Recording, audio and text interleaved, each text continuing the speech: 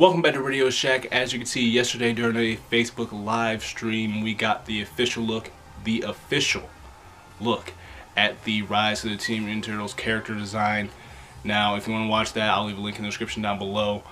But during that stream, obviously there was going to be a lot of love or a lot of hate, just because it is very different from the previous series, 2012 series, going back to 2D animation. And obviously looking at it, it is in the realm of today's style of animation. Seems a little bit flat compared to animation before its time. But one of the things that I did like about the description of how the characters are is that each turtle is a representation of a different species. And that's never been done before, because each time we get a turtle series or a turtle movie, they're pretty much the same turtle, and I like that. Now, starting off with who is always going to be my favorite turtle, Raphael. Now, it has been confirmed he is the biggest, he is the oldest, and he will be the leader of this series.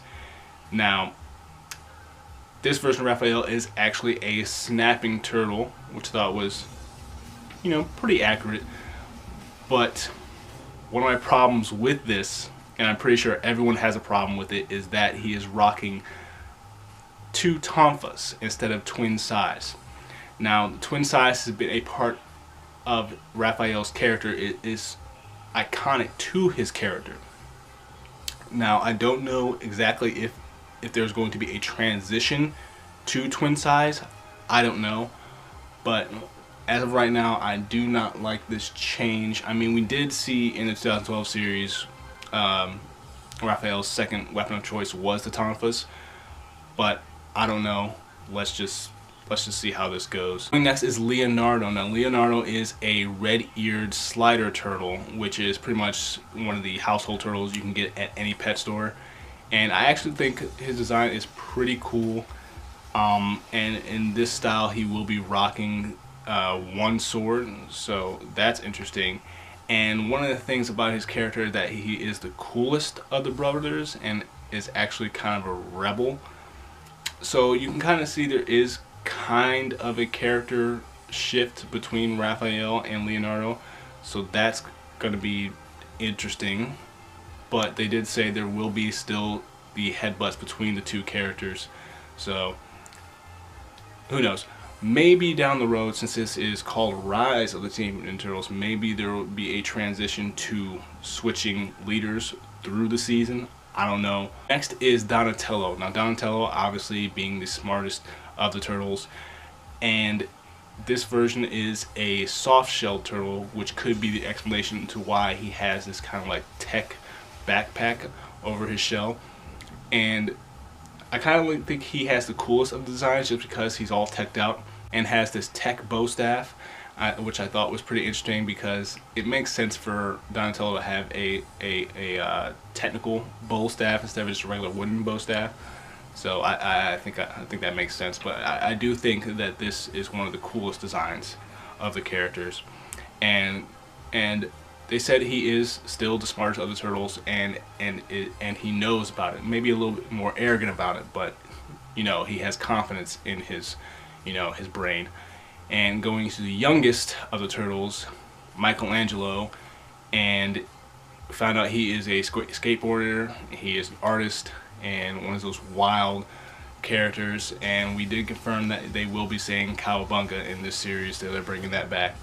But I actually do like the design of this character. He's probably my second favorite design. They did say he is a box shell turtle, which is one of the turtles that can go all the way inside the shell, and is also rocking a different type of weapon. I forgot to see what exact type of weapon that is, but it's very different, and who knows if down the road he'll be rocking the nunchucks later on in the series. Who knows?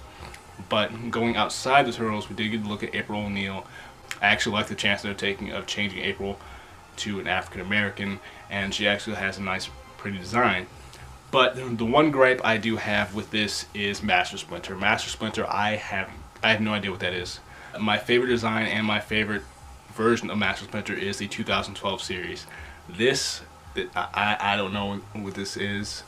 Even though he has a great voice actor behind him, I don't know how this is going to turn out.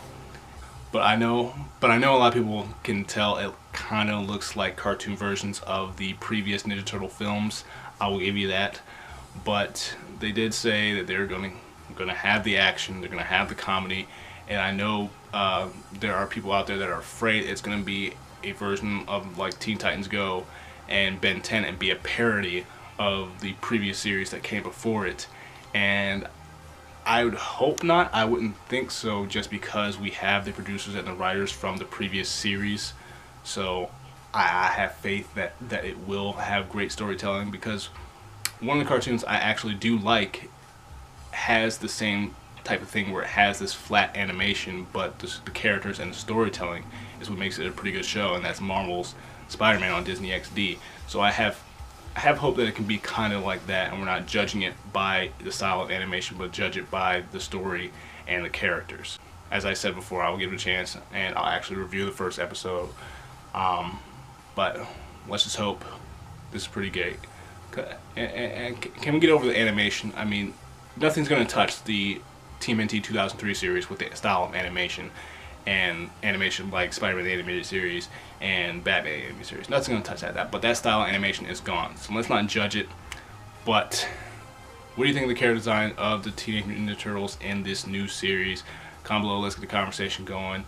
And are you going to give it a chance? But as always, if you enjoyed my thoughts, make sure you like, subscribe. My last video, link down below. Until my next video, I will see you later.